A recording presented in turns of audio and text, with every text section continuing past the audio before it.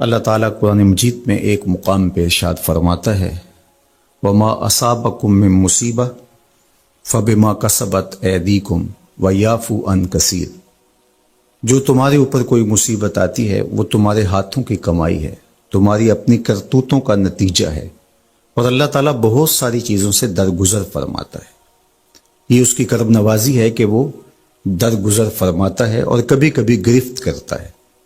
اگر وہ ہر کوتاہی پر گرفت کرنے لگے تو قرآن مجید میں ایک دوسرے مقام پہ ارشاد فرمایا کہ لوگوں کے ظلم کی وجہ سے، بے جا کاموں کی وجہ سے اللہ اگر گرفت کرنے لگے تو زمین کی چھاتی پر ایک چوپایا بھی زندہ نہ بچ پائے۔ تو اللہ جل شانہ اپنے بندوں کو معاف بھی فرماتا ہے اور ان کی گرفت بھی کرتا ہے۔ پچھلی امتیں جب گناہوں میں مبتلا ہوتی تو ان کو تنبیہات کی جاتی، ان کو سمجھایا جاتا انبیاء علیہم السلام کے ذریعے سے، اور انہیں چھوٹے عذاب کے جھٹکے دے کر کے تنبیہ کی جاتی۔ لیکن جب وہ قومیں نہ سنبھلتی تو اللہ تعالیٰ جل شانہ ان کے اوپر عذاب استیصال نازل کرتا۔ عذاب استیصال یہ ہے کہ وہ قومیں وجود سے مٹا دی جاتی۔ اس امت پر اگرچہ یہ کتنے بڑے جرم ہی کیوں نہ کریں، ان پر عذاب استیصال نہیں آئے گا۔ اللہ کے محبوب صلی اللہ علیہ وآلہ وسلم کا پاکیزہ وجود اور حضور کی رحمت کی تنی ہوئی چادر ہمارے لیے بچاؤ کی ضامن بن جاتی ہے، اور ہم اللہ تعالیٰ کی طرف سے آنے والے عذابوں سے بچ جاتے ہیں۔ کفار مکہ نے باقاعدہ مطالبہ کیا، اے اللہ اگر تیرا یہ رسول سچا ہے فامطر علینا حجارۃ من السماء، تو آسمان سے ہمارے اوپر پتھر نازل کر۔ تو حضور صلی اللہ علیہ وآلہ وسلم کے رب نے کیا جواب دیا؟ وما کان اللہ لیعذبہم وانت فیہم، محبوب اللہ کی یہ شان نہیں ہے کہ تو ان کے اندر رہتا ہو اور میں ان پر عذاب نازل کروں۔ حالانکہ پچھلی امتوں پر عذاب نازل ہوا اور یہ امت خود عذاب مانگ رہی ہے۔ کفار نے عذاب طلب کیا لیکن کہا کہ محبوب تیری وجہ سے میں ان پر عذاب نازل نہیں کروں گا، اگر ان کی رحمت نہ ہو درمیان میں ابھی آگ لگ جائے دونوں جہاں میں۔ تو وہ عذاب استیصال جو قوموں کے وجود کو مٹا دیتا ہے، امت مصطفیہ پر، حضور علیہ السلام کے غلاموں پر وہ کبھی بھی نہیں نازل ہوگا۔ لیکن آزمائشیں، ابتلائیں اور سزائیں ان کو وقفے وقفے سے دی جاتی ہیں تاکہ یہ سنبھل جائیں اور اپنے اعمال کو درست کریں اور اپنا محاسبہ کریں۔ اگر وہ اس کے باوجود بھی نہ سمجھیں تو اللہ تعالیٰ جل شانہ کی سخت ناراضگی کا موجب ہے۔ اہل ایمان پر جو ابتلائیں آتی ہیں، جو آزمائشیں آتی ہیں، اس پر جب وہ صبر کرتے ہیں اور اللہ کی طرف رجوع کرتے ہیں تو ان کو اس کا اجر اور اس کا صلہ دیا جاتا ہے۔ حضور نبی رحمت صلی اللہ علیہ وآلہ وسلم نے ارشاد فرمایا کہ مومن کے پاؤں میں کانٹا بھی چبھتا ہے تو وہ بھی اس کے گناہوں کا کفارہ بنتا ہے، وہ بھی اس کے لیے بہتری کا ضامن بن جاتا ہے۔ تو جو وبائیں آتی ہیں، تکلیفیں آتی ہیں، تو وہ اس کے لیے بہتری کی ضامن ہوتی ہیں۔ اسی لیے تو وباؤں سے جو اللہ پر یقین رکھتے ہوئے انتقال کرتے ہیں وہ شہید کے زمرے میں آتے ہیں۔ کتنا بڑا درجہ ہے شہادت کا، لیکن ان کو یہ نصیب ہوتا ہے۔ وہ اپنے آپ کا محاسبہ کرتے ہیں۔ کیسے ہمیں پتہ چلے کہ جو مصیبت ہمارے اوپر آئی ہے وہ سزا ہے یا ابتلا ہے؟ تو علماء نے کہا کہ جو وبا، جو مصیبت، جو تکلیف تمہیں پہنچتی ہے اس پر اگر تمہیں اللہ کی طرف رجوع نصیب ہوتا ہے تو وہ ابتلا ہے، اس سے تمہارے درجے بلند ہوں گے، تمہارے گناہ مٹیں گے۔ اور اگر ان آزمائشوں، ان امتحانات اور ان وباؤں کے باوجود بھی تمہارا اللہ کی طرف رجوع نہیں ہوتا اور تم اسی طرح اپنی زندگی کو گزارتے ہو جس طرح اس سے قبل گزارتے ہو تو وہ تمہارے لیے سزا ہے۔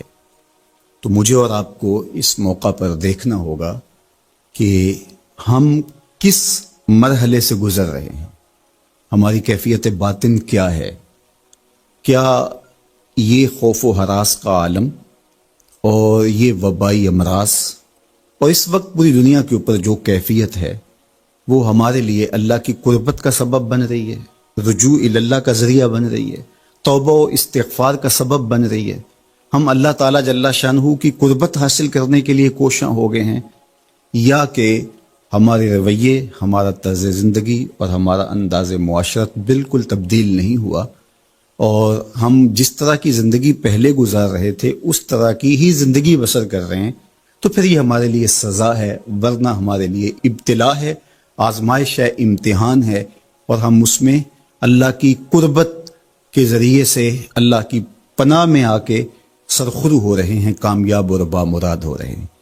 یہاں ہمیں دیکھنا ہوگا کہ اس وقت سسکتی انسانیت کے لیے ہمارا رویہ کیا ہے۔ کیا ہم نے اشیاء خورد و نوش سے لے کر کے ضروری ادویات تک اور انسانی ضرورت کے لیے اس وبا سے بچنے کے لیے جو ماسک پہنا جاتا ہے اس کو حصول زر کا ذریعہ بنایا، یا کہ ہم انسانیت کی خدمت کے لیے اس وقت میدان عمل میں موجود ہیں؟ تو ہم اپنے عمل سے، اپنے رویے سے اپنے آپ کو جج کر سکتے ہیں، اپنے آپ کو دیکھ سکتے ہیں۔ اقبال نے کہا تھا اپنے دل سے پوچھ، ملا سے نہ پوچھ۔ تو ہمیں اپنے اندر سے فتویٰ ملتا ہے ہم کس جگہ پہ کھڑے ہیں، تو ہمیں اس حوالے سے اپنے آپ کو دیکھنا چاہیے۔ اللہ تعالیٰ جل شانہ نے ہمیں اس ابتلا میں، اس آزمائش میں مبتلا کیا ہے، تو اس میں اس کی حکمت بالغہ کیا ہے ہم نہیں جانتے، لیکن ہم اس کی طرف ہی رجوع کر کے، اس کے حضور عجز کر کے، اپنے گناہوں کی معافی مانگتے ہوئے کثرت استغفار کے ذریعے سے اس میں کامیاب اور سرخرو ہونے کی کوشش کریں۔ اللہ جل شانہ کے محبوب علیہ السلام نے ہمیں مشکلات سے صبر کے دامن کو تھام کر گزرنے کی تلقین کی ہے، اور صبر اجر کا ضامن بنتا ہے، اور اگر بے صبری کے ذریعے سے اور واویلے کے ذریعے سے ہم وقت گزارتے ہیں تو تکلیف تو اس سے کم نہیں ہوتی، لیکن اجر برباد کر بیٹھتے ہیں۔ ہمیں ایسی مشکل گھڑیوں میں صدقہ و خیرات کے ذریعے سے اللہ کی قربت اختیار کرنے کا حکم دیا گیا۔ فرمایا گیا داو مرداکم بالصدقہ، اپنے مریضوں کا علاج صدقے سے کرو، تمہارے امراض کا علاج صدقے میں چھپا ہوا ہے۔ جب تم صدقہ کرتے ہو تو مشکلیں ٹلتی ہیں، تکلیفیں دور ہوتی ہیں، اور پھر تضرع کے ساتھ، زاری کے ساتھ، دعاؤں کے ساتھ، التجاؤں کے ساتھ اللہ کے حضور پیش ہو جاؤ۔ تم امتحان گاہ میں کھڑے ہو، وَاسْتَقْبِلُوا امواج البلا بالدعاء والتضرع، فرمایا کہ بلاؤں اور آزمائشوں کی موجیں جب تمہاری طرف بڑھ رہی ہوں تو تم تضرع اور زاری کے ساتھ اللہ کی مدد اور اللہ کی پناہ لے لو، اور جب تم اس کی پناہ میں آ جاؤ گے تو پھر تکلیفیں تمہارا کچھ نہیں بگاڑ سکتی، تمہارے درجے بلند ہوں گے، اور تمہاری خطاؤں سے اللہ درگزر فرمائے گا، اور تمہارے لیے راحتوں کے، کرم نوازیوں کے در کشادہ ہوں گے۔ اللہ جل شانہ کی بارگاہ میں ہم دعا بھی کریں، کثرت کے ساتھ استغفار بھی طلب کریں، چونکہ استغفار ہمارے لیے تریاق کا درجہ رکھتا ہے، بالخصوص جب ہم ان حالات میں ہیں۔ حضرت سیدنا عمر رضی اللہ تعالی عنہ فرماتے ہیں لو نزلت صاعقۃ من السماء ما اصابت مستغفرا، آسمان سے کڑکتی ہوئی بجلیاں بھی نازل ہوں تو جو استغفار کر رہا ہوگا وہ ان سے محفوظ رہے گا۔ تو استغفار کرنے والا اللہ جل شانہ کی پناہ میں آ جاتا ہے، اس کی حفاظت کے حصار میں آ جاتا ہے۔ حضرت امام شافعی علیہ رحمہ فرماتے ہیں کہ میری زندگی کا نچوڑ، میں نے جو دین پڑھا ہے، دین سمجھا ہے، تو اس کا خلاصہ یہ ہے کہ ما رأیت انفع للوباء من التسبیح، وباؤں اور ابتلاؤں کے اندر تسبیح سے بہتر میں نے کوئی وظیفہ نہیں پایا ہے۔ تو جب آپ اللہ کی تسبیح بولتے ہیں، اس کی پاکی بولتے ہیں، تو آپ اللہ کی رحمتوں کے حصار میں آ جاتے ہیں، اس کی پناہ میں آ جاتے ہیں۔ تو اللہ تعالیٰ جل شانہ آپ سے مصیبتوں کو اٹھا لیتا ہے، تکلیفوں کو اٹھا لیتا ہے۔ تو استغفار طلب کیجئے، اللہ کی تسبیح بولیے، اور قرآن مجید کی کثرت کے ساتھ تلاوت کیجئے۔ آج جب کہ فرصت کے لمحے ہمارے ہاتھ آ ہی گئے ہیں اور ہم کسی وجہ سے گھروں میں بیٹھ ہی گئے ہیں، تو اس موقع پر ہمیں کتاب اللہ کے ساتھ جڑنا چاہیے۔ کتاب اللہ کے ساتھ ہمارا تعلق جتنا مضبوط ہوگا، اللہ پر یقین اتنا ہی پختہ سے پختہ تر ہوتا چلا جائے گا۔ لیکن آج اگر سویر سے لے کر شام تک اور شام سے لے کر سویر تک ہم اپنا وقت یوں ہی برباد کر رہے ہوں اور ہمیں قرآن مجید کھول کر کے پڑھنے کی توفیق بھی میسر نہ آئے، تو پھر اس کا مطلب یہ ہے کہ ہم اس سزا کو کاٹ رہے ہیں، اس ابتلا سے اللہ کی قربت حاصل نہیں کر رہے۔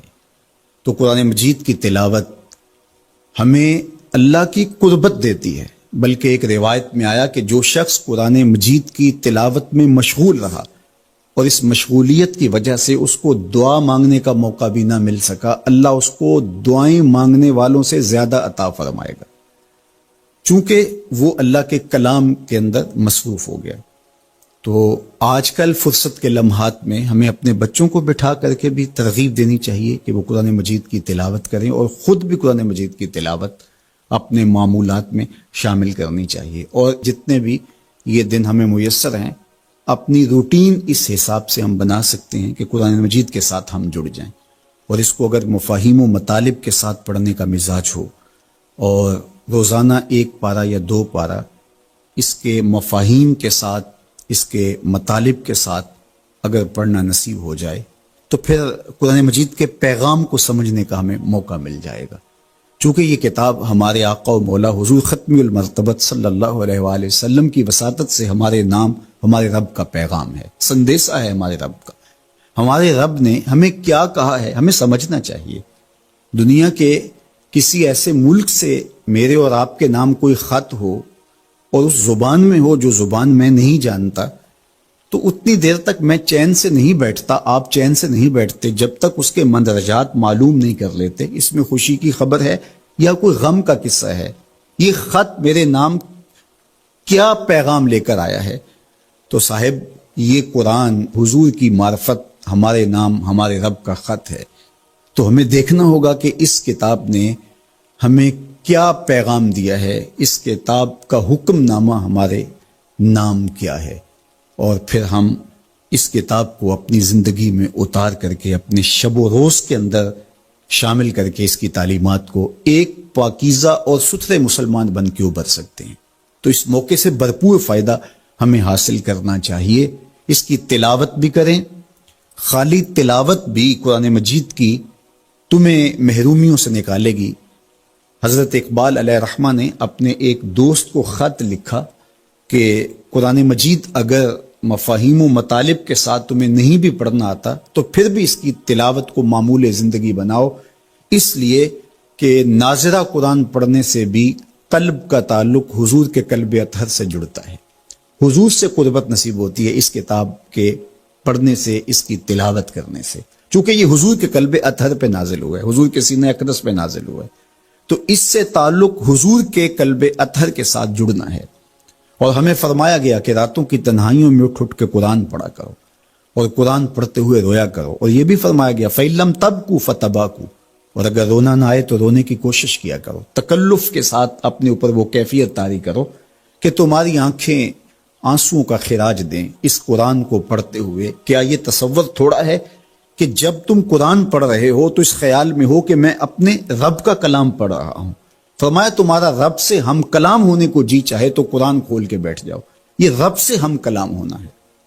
حضرت داتا گنج بخش علی حجویری علیہ الرحمہ سے ایک مرید نے کہا حضرت اگر رونے کی کوشش کریں تو پھر بھی رونا نہ آئے تو فرمایا پھر اپنے مقدر پہ رویا کرو، تم اتنے سنگ دل ہو گئے ہو کہ تم رونا بھی چاہتے ہو لیکن تمہاری آنکھیں آنسوں کا خراج نہیں دیتی۔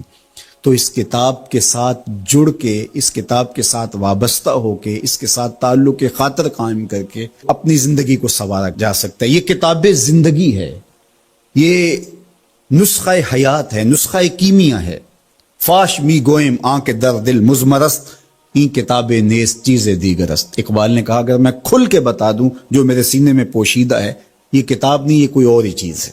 یہ زندگی بخش ہے، یہ حیات آفری ہے۔ اس کا ایک ایک لفظ نور دیتا ہے، اس کا ایک ایک حرف اجالے بانٹتا ہے۔ بلکہ وہ لوگ جو اس کتاب سے زندگی حاصل نہیں کرتے اور اس کتاب کے ہوتے ہوئے بھی محرومیوں کا شکار ہے، تو بڑی خوبصورتی کے ساتھ اقبال نے تنقید کی اور سوئے ہوئے ضمیر جگانے کی کوشش کی۔ ببند صوفی و ملا اسیری حیات از حکمت قرآن گیری، با آیاتش ترا کار جزی نیست، کیا یاسین او آساں بمیری۔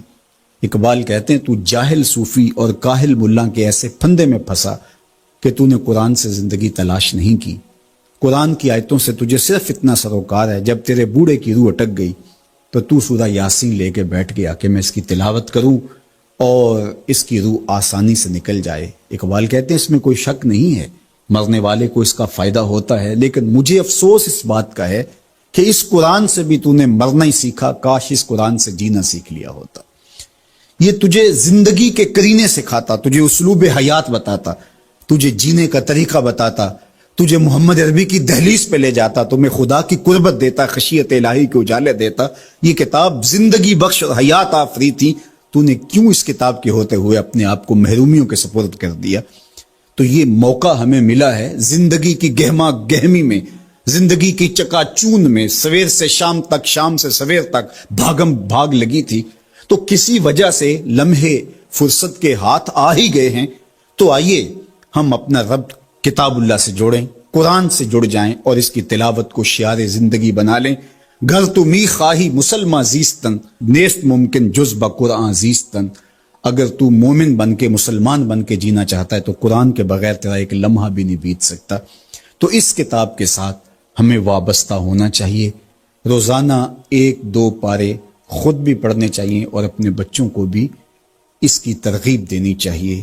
روزانہ ہماری صبح کا آغاز تلاوت کلام مجید سے ہو تو زندگی کتنی خوشگوار، پر نور، تاباں اور منور ہوگی۔ تو اس موقع پر میں مشورہ دوں گا اپنے جملہ ناظرین سے، سامعین سے، کہ وہ کتاب اللہ کے ساتھ جڑ جائیں اور یہ کتاب دیکھنا کہ کیسے موتی اچھال کے تمہاری گود میں ڈالتی ہے۔ یہ دنیا کی واحد کتاب ہے جو اپنے قاری کو اس کے نفسیات کے مطابق، اس کے مبلغ علم کے مطابق، اس کے ظرف کے مطابق اس کو عطا کرتی ہے۔ دنیا کی کتنی کتابیں ہیں جو ایک عام شخص کے لیے تو دلچسپ ہیں، لیکن جو علم کی بلندیوں پر اڑ رہا ہے تو اس کے لیے اس کتاب میں کچھ بھی نہیں ہوتا۔ اور کتنی کتابیں ہیں جو اہل علم کے لیے تو سرمایہ ہیں، لیکن جو نچلے درجے کا عام شخص ہے اس کو اس کی سمجھ ہی نہیں آتی۔ لیکن قرآن ایک ایسی کتاب ہے، اس کو جس طبقہ زندگی سے تعلق رکھنے والا پڑھے، چاہے وہ ایک عام شخص ہو اور چاہے وہ بہت بڑا مدقق ہو، جو بھی پڑھے قرآن اس کو اس کے ظرف کے مطابق فیض دیتا ہے۔ ہم ہوئے، تم ہوئے کہ میر ہوئے، اس کی زلفوں کے سب ہی اسیر ہوئے۔ یہ اس کتاب کا اعجاز ہے، اس کتاب کا کمال ہے، اور یہ اپنے پڑھنے والوں کے لیے آسان ہے، رشد و ہدایت کی ضامن ہے اور اللہ کی قربت کا ذریعہ ہے، ہمیں زندگی گزارنے کا اسلوب دیتی ہے اور حیات آفرین کتاب ہے۔ تو اس کے ساتھ ہمیں جڑنا چاہیے اور اس موقع سے ہمیں بھرپور فائدہ حاصل کرنا چاہیے۔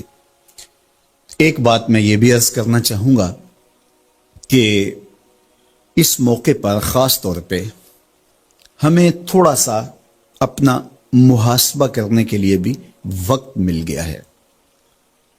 بھاگ دوڑ کے اندر سویر سے شام تک ہمیں اپنے آپ پر غور کرنے کا موقع نہیں ملا اور مقصد حیات کو سمجھنے کی فرصت نہیں ملی۔ ہم کیوں آئے تھے دنیا پر؟ مقصد زندگی کیا تھا؟ کیا رزق کمانا ہی مقصود حیات تھا؟ چلو حلال ہی صحیح، یہ تو کام چیوٹی بھی کرتی ہے، صبح اپنی بل سے نکلتی ہے کسی کو ضرر نہیں دیتی، تکلیف نہیں پہنچاتی، حلال رزق جمع کرتی ہے اور شام تک وہ اس کام میں لگی رہتی ہے، موسم برسات کے لیے بھی جمع کرتی ہے، اپنے بچوں کے لیے بھی ضرورت پوری کرتی ہے، کسی کو تکلیف بھی نہیں پہنچاتی۔ اگر یہی وظیفہ حضرت انسان کا ہے تو پھر انسان میں اور حیوانات میں، بہائم، وحوش، طیور میں فرق کیا ہوا؟ یہ اشرف المخلوقات پھر کس بات پہ ہوا؟ تو کیا یہ انسان کے لیے باعث شرف ہے؟ نہیں، انسان کے لیے شرف کا سبب کوئی اور ہے۔ اس نے اپنے مقصد کو سمجھنا تھا، آنے کے مقصود کو جاننا تھا، اور جو اپنے مقصود زندگی کو ہی نہیں سمجھ پایا تو قرآن نے ایک مقام پہ ارشاد فرمایا، من کان فی ہذہ اعمی فہو فی الآخرۃ اعمی، جو اس دنیا میں اندھا رہا کل قیامت کے دن بھی نابینا اٹھایا جائے گا۔ اس سے ان آنکھوں کی بے نوری مراد نہیں ہے، وہ تو حدیث پاک میں آتا ہے جو آنکھوں سے آزمایا گیا، ان دو محبوب چیزوں سے آزمایا گیا، تو اس کو اللہ تعالیٰ اس کے بدلے میں قیامت کے دن اجر دے گا، صلہ دے گا۔ دنیا کے اوپر اگر کسی کو بینائی نہیں دی گئی تو کتنی بڑی آزمائش ہے، جہاں اندھیرا ہے، کائنات کی رنگینیاں، خوبصورتیاں، کائنات کا جمال، یہ کیا کچھ ہے کائنات کے اندر، لیکن وہ کچھ نہیں دیکھ پایا۔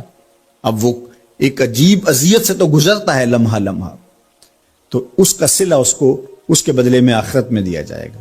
تو یہ نہیں کہ دنیا کے اوپر نابینا تھا کوئی، ان ظاہری آنکھوں میں روشنی نہیں تھی تو قیامت کے دن بھی نابینا اٹھایا جائے، اس کا کیا قصور؟ اس سے مراد دل کا نابینا ہونا ہے، جو اس دنیا میں اندھا رہا، جس کے دل نے اللہ کی معرفت کا نور نہ پایا، جو مقصد زندگی نہ سمجھ پایا، جو مقصد زیست نہ سمجھ پایا، میں دنیا پہ آیا کیوں تھا۔ وہ کیا خوب کہا تھا اکبر الہآبادی نے، کیا بتائیں احباب کیا کار نمایاں کر گئے، بی اے کیا، نوکر ہوئے، پینشن ملی اور مر گئے۔ زندگی کا یہ مقصد تو نہیں ہے۔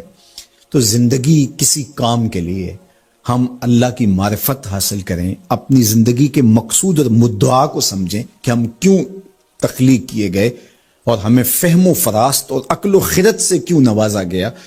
تو وہ مقصد اگر ہم نے نہیں پایا تو اس موقع پہ ہمیں اپنا محاسبہ کر کے غور کرنا ہوگا اور اپنی زندگی کی راہوں کو درست کرنا ہوگا۔ اللہ کے حضور رجوع کریں، سچی توبہ کریں۔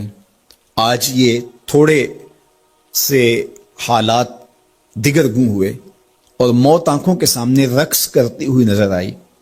ابھی تو ہم نے سوشل میڈیا پہ مختلف لوگوں کی موت کے رقص کو دیکھا، ہم نے الیکٹرانک میڈیا کے اوپر مختلف ممالک کی خبریں دیکھیں اور دل لرزنے لگے، اور جب اپنی آنکھوں کے سامنے ان لوگوں نے یہ مناظر دیکھے ہوں گے تو کیا عالم ان کا ہوگا اور کیا کیفیت ان پر بیتی ہوگی، اور کس کرب سے، کس اذیت سے وہ گزرے ہوں گے۔ اور ہزاروں انسانوں میں سے کوئی ایک شخص آغوش موت میں اترا، اور اس کی سسکیاں اور آخری لمحے اس کی تڑپ اور اس کی بے چینیاں اور اس کے خاندان کی محرومیاں اور ان کی آنکھوں سے برستے ہوئے آنسو دل لرزا دیتے ہیں۔ تو ذرا دو لمحوں کے لیے تصور کر لیجئے کہ اربوں انسان ہیں، تو چند ہزار لوگ آغوش موت میں اترے تو ہمارا وجود لرزنے لگا، تو وہ لمحہ کتنا دردناک ہوگا جب یہ زمین بھی لپیٹی جا رہی ہوگی، جب آسمان بھی لپیٹا جا رہا ہوگا، اور ہر ذی روح اس دنیا سے رخصت ہو رہا ہوگا، اور خوف قیامت اور قیامت کا وہ زلزلہ، وہ جھٹکا، اپنے اطراف میں دائیں بائیں آگے پیچھے لاشیں گرتی نظر آئیں گی، اور پھر جسموں کے پرزے اڑتے ہوئے دکھائی دیں گے۔ اذا زلزلت الارض زلزالها واخرجت الارض اثقالها وقال الانسان ما لها یومئذ تحدث اخبارها۔ وہ داروگیر کے لمحے، وہ ایک خوفناک چنگھاڑ اور چیخ، وہ اتنا دردناک لمحہ ہوگا کہ ہول قیامت سے پیدا ہوتے ہوئے بچے کے بال سفید ہو جائیں گے۔ وہ اتنا دردناک لمحہ ہوگا۔ تو وہ لمحہ بھی آنے والا ہے، اور ہم سب لوگ آغوش موت میں اترنے والے ہیں۔ اگر اس وبا سے میں اور آپ بچ کے نکل بھی جاتے ہیں تو کیا موت سے ہم بچ پائیں گے؟ تو یہ ہمارے لیے ایک جھنجھوڑنے کا لمحہ ہے، ہمیں تنبیہ کی جا رہی ہے، یہ تازیانہ عبرت ہے ہمارے لیے، اور ہم اپنی آخرت کی بہتری کے لیے کوشش کر لیں اور دیکھیں کہ یہ لمحات زندگی کے اور یہ گھڑیاں جو آج ہمیں میسر ہیں، ایک وقت آئے گا یہ بھی میسر نہیں ہوں گی، اور اگر آج ہم نے عبرت حاصل نہ کی تو پھر سوائے ہاتھ ملنے کے کچھ نہیں ہوگا۔ وہ ایک فقیر تھا، بازار سے گزر رہا تھا تو لوگوں کو دنیا میں کھوئے ہوئے دیکھا تو دل میں رحم جاگا، تو ان کو سمجھایا کہ یہ سب کچھ دنیا ہی نہیں ہے، اس دنیا کے بعد بھی کوئی جہاں ہے، تم نے کسی کے حضور پیش ہونا ہے اور اپنے اعمال کی جواب دہی تمہارے کندھوں پہ ہے، تو آؤ اپنی آخرت کو یاد کرو اور اپنے رب سے تعلق جوڑ لو۔ لوگوں نے کہا جا بابا کام کر، تجھے کیا پتا کہ دنیا کی لذتیں کیا ہیں اور ہم کس کام کاج میں لگے ہیں، جا اپنا کام کر۔ وہ شخص دل برداشتہ ہو گیا، وہاں کھڑا ہو کے آنسو بہانے لگا۔ کوئی شخص گزرتا ہوا رکا تو اس نے ایک شخص کو روتے ہوئے دیکھا تو رک کے کہنے لگا کہ کسی نے تجھے تنگ کیا ہے، کسی نے تیرے اوپر کوئی زیادتی کی ہے، تم کیوں رو رہے؟ اس نے کہا کسی نے کوئی زیادتی نہیں کی، بس ان کے رویے نے رلا دیا۔ کہا کیا ہوا؟ کہا گزر رہا تھا، ان کو دنیا میں کھوئے ہوئے دیکھا، دل میں خیال جاگا کہ ان بندوں کی اور رب کی صلح نہ کروا دوں۔ تو کہا پھر کیا بنا؟ کہا وہ تو مان گیا تھا، یہی نہیں مانے۔ وہ تو کہتا تھا لے آ میری دہلیز پہ، میں سارے گناہ معاف کر دوں گا۔ التائب من الذنب کمن لا ذنب لہ، گناہ سے توبہ کرنے والا ایسا ہو جاتا ہے جس طرح اس نے گناہ کیا ہوا ہی نہیں۔ نامہ اعمال سے بھی گناہ مٹا دیے جاتے ہیں، فرشتوں کی یادداشتوں سے بھی محو کر دیے جاتے ہیں، اور گناہ جس جگہ پہ کیے زمین گواہ ہوتی ہے، ہاتھ پاؤں گواہ ہوتے ہیں، سب جگہوں سے محو کر دیے جاتے ہیں۔ اور گناہ سے توبہ کرنے والا ایسے ہوتا ہے جیسے اس نے ابھی ماں کے پیٹ سے جنم لیا ہو۔ تو کہا وہ تو کریم ہے، سورج ابھی مغرب سے طلوع نہیں ہوا، رحمت کا در کشادہ ہے، توبہ کا دروازہ بند نہیں ہوا، تو میرا خیال تھا ان بندوں کی اور رب کی صلح کروا دوں۔ تو وہ تو مانتا تھا ہم تو مائل بکرم ہیں، کوئی سائل ہی نہیں، لیکن ان سے بات کی تو یہ نہیں مانے۔ خیر وقت گزر گیا، وہی شخص دو ایک دن کے بعد قبرستان کے قریب سے گزرا تو وہی فرد وہاں روتا ہوا پایا گیا۔ تو اس نے پھر اپنی گاڑی، اپنی سواری روکی اور کہا بابا عجیب شخص ہے، بازاروں میں بھی روتا ہے، قبرستانوں میں بھی روتا ہے، آج کیا مسئلہ تجھے ہوا؟ کہا مسئلہ وہی میرا کل پرسوں والا ہے۔ کہا کیا ماجرا ہوا؟ کہا بازار میں گیا تھا اور میرا خیال تھا کہ بندوں اور رب کی صلح کروا دوں، وہ تو مان گیا لیکن یہی نہیں مانے، مایوس ہو کے آج قبرستان والوں کے پاس آ گیا اور یہاں میرا خیال یہ ہوا ان کی اور اس کی صلح کروا دوں۔ تو بڑی دلچسپی سے پوچھا کہ آج کیا بنا؟ کہا آج یہ مان گئے ہیں، وہ نہیں مانتا۔ تو قبل اس سے کہ ہم مانیں، یا لیتنی قدمت لحیاتی، ہائے میں نے یہ زندگی آخرت کے لیے آگے بھیج دی ہوتی، لیکن وقت بیت چکا ہو۔ تو آج وقت ہے، وقت پر کافی ہے ایک قطرہ بھی آب خوش ہنگام کا، جل گیا جب کھیت برسا می تو پھر کس کام کا۔ میں نے تو کتب میں پڑھا ہے کل قیامت کے دن نیکوکار بھی پچھتائیں گے، بدکار بھی پچھتائیں گے۔ بدکاروں کا پچھتانا تو سمجھ میں آتا ہے، نیکوکار کیوں پچھتائیں گے؟ جب وہ اپنے اچھے اعمال کی جزا دیکھیں گے تو وہ پچھتائیں گے، جو چند لمحے ضائع کر دیے وہ بھی کیوں ضائع کر دیے، وہ بھی یاد الہی میں بسر کیے ہوتے، اور جنہوں نے اپنی زندگی گناہوں میں گزار دی، خواہشات نفس میں گزار دی، آرزوؤں اور تمناؤں میں بسر کر دی، دو دنی چار کے چکر میں پڑے رہے، دولت کے انبار لگ گئے، پھر بھی نفس رجا نہیں ہے، اندر کی خواہشات تشنا کی تشنا ہی رہی، پھر بھی سیرابی نہیں ہوئی، کوزائے چشم حریصاں پر نشد، تا صدف کانے نشد پر در نشد۔ رومی علیہ رحمہ فرماتے ہیں حریص کی آنکھ کا پیالہ نہیں بھرتا۔ کہا کہ جب تک صدف قانے نہیں ہوتا اس میں موتی نہیں آتے، اور سادی شیرازی بولتے ہیں کہ پیٹ بھر جاتا ہے آنکھ نہیں بھرتی۔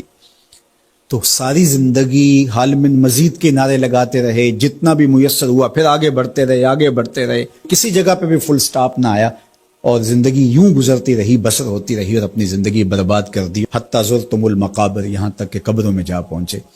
تو آج اپنی آنکھوں کے سامنے موت کا رقص دیکھ رہے ہیں، اور ہم پوری کائنات کے اندر دیکھ رہے ہیں کہ جو وسائل سے مالا مال تھے، جنہوں نے دنیا کو تسخیر کرنے کا دعویٰ کیا تھا، جن کا خیال یہ تھا کہ ہم ہر طرح کے حالات سے نپٹنے کی صلاحیت رکھتے ہیں، ہمارے پاس تمام وسائل میسر ہیں، لیکن آج کس طرح بے بسی کی تصویر نظر آتی ہیں۔ ایک چھوٹا سا وائرس ہے جو خوردبین سے دیکھا جاتا ہے، اور اس نے انسان کو بے بس کر دیا۔ تو انسان کو سمجھنا چاہیے کہ اللہ کی طاقت کتنی ہے، ایک تو قیامت کے دن جب لوگ آغوش موت میں ہوں گے اور بڑے بڑے متکبرین، سرکش، متمردین، بادشاہ، شہنشاہ، کج کلا آغوش موت میں ہوں گے، تو اللہ تعالیٰ فرمائے گا آج کس کی بادشاہی ہے؟ تو کوئی نہیں بول سکے گا۔ اللہ فرمائے گا انا المالک، میں بادشاہ ہوں۔ فرمائے گا این المتکبرون، تکبر کرنے والے کہاں ہیں؟ تو کہاں ہوں گے تکبر کرنے والے؟ کوئی سر اٹھانے کے قابل نہیں ہوگا۔ اللہ فرمائے گا میں ہوں متکبر، کبریائی مجھی کو زیبا ہے۔ تو یہ کل جو ماننا ہے تو اچھا نہیں کہ آج ہی مان لیں اور اپنی زندگی کو اس کی راہوں پہ لگا لیں۔ تو یہ مختصر زندگی اللہ کی امانت ہے۔ اللہ جل شانہ ہمیں اس زندگی کو اس کے راستے میں لگانے کی توفیق دے۔ یہ آزمائش کی گھڑیاں، یہ سزا کے جھٹکے، یہ عبرت کے تازیانے، یہ ہمارے سمجھانے کے لیے ہوتے ہیں۔ حضرت امام غزالی فرماتے ہیں یہ ڈوبتا ہوا سورج روز ہمیں بتاتا ہے کہ میاں زندگی پائیدار نہیں ہے، ایک دن تمہاری زندگی کا سورج بھی ڈوب جانا ہے۔ یہ پھیلی ہوئی قبریں، یہ جوانی سے بڑھاپے کی طرف بڑھتے ہوئے لوگ، یہ اٹھتے ہوئے جنازے، یہ سب کچھ تمہیں بتاتے ہیں۔ تم سمجھو اور اپنی زندگی کو خیر کی راہوں پر ڈال لو۔ آج لمحہ ہے زندگی کا موجود لمحہ، اور آج کا پچھتاوا کل کی بہتری کی ضمانت ہوگا۔ کل کا پچھتاوا سوائے حسرت بڑھانے کے اور کچھ نہیں ہوگا۔ اللہ مجھے آپ کو زندگی کی اچھائیاں نصیب فرمائے۔ اج ساوی نے کھلے راوی نے انج ٹوک انوکھڑے ٹوک دے نہیں، ٹر پویں تے پینڈے مک جاندے، کار بیٹھیاں فاصلے مک دے نہیں۔ تو آج ایک ایک قدم بھی چلیں گے تو منزل تک پہنچ جائیں گے، لیکن کل یہ قدم شل ہو جائیں گے، یہ زبان بولنے سے بند ہو جائے گی۔ یہ دارالعمل ہے، وہ دارالجزا ہے، پھر دارالجزا میں عمل نہیں ہوگا، پھر پچھتاوا، پھر ڈاڈا پچھتاوا، سخت پچھتاوا، حسرت پہ حسرت، دکھ، اذیت۔ ہائے کوئی چیخ چیخ کے کہتا تھا میں اس کی بات مان لیتا، میرے گھر میں قرآن پڑھا تھا میں کھول کے دیکھ لیتا، میں مصلحین کی بات سن لیتا، میں اٹھتے ہوئے جنازوں سے کچھ سمجھ لیتا، میں قبرستانوں میں جاتا، ٹوٹی شکستہ قبریں مجھے کوئی کہانی سنا رہی تھی جن کا طوطی بولتا تھا، پھر ان کی قبروں پہ خاک بھی اڑتی میں نے دیکھی، لیکن میں نے کسی سے عبرت حاصل نہ کی۔ میں نے سمجھا کہ یہ جوانی ہمیشہ رہے گی، یہ زندگی ہمیشہ رہے گی، لیکن سارا خواب تھا ٹوٹ کے بکھر گیا۔ تو آج پچھتاوا ہے، تو کل جو پچھتانا ہے تو آج ہی پچھتا لیں اور اپنی زندگی کو اللہ اس کے رسول کی راہوں پہ لے آئیں۔ اللہ مجھے آپ کو اپنی راہوں کا مسافر رکھے اور زندگی کو حضور علیہ الصلوۃ والسلام کی اطاعت کے، فرما برداری کے دائرے میں لے آئیں۔ وآخر دعوانا ان الحمد للہ رب العالمین، الحمد للہ رب العالمین، والصلاة والسلام علی اشرف الانبیاء والمرسلین۔ اللہ اٹھے ہوئے ہاتھ، پھیلی ہوئی جھولیاں اپنی رحمتوں سے بھر دے، بخت کی بہاریں نصیب فرما دے، مقدر کی خزائیں رخصت کر دے۔ جئیں تو تیرے لیے، مریں تو تیرے دین کے لیے، زندگی کی آخری ہچکی تک تیرے رسول کے وفادار رہیں۔ ہر علت، ہر قلت، ہر ذلت سے رہائی عطا کر دے، اپنے محبوب کے در کی گدائی عطا کر دے۔ نفس و شیطان کے مکر و فریب سے، دجل و تلبیسات سے ہماری حفاظت فرما۔ اے اللہ ان وباؤں سے نجات عطا کر دے۔ اے اللہ تیری مخلوق تڑپ رہی ہے، سسک رہی ہے، میرے مالک اپنی مخلوق پہ رحم فرما اور اپنا خاص کرم فضل ان پہ نازل کر دے۔ اے اللہ اس وبائی مرض سے نجات عطا کر دے، اپنا خاص کرم فضل اللہ امت مسلمہ کا مقسوم کر دے۔ اللہ میرے وطن کی خیر فرما، میرے ملک کو امن کے اجالے عطا کر دے۔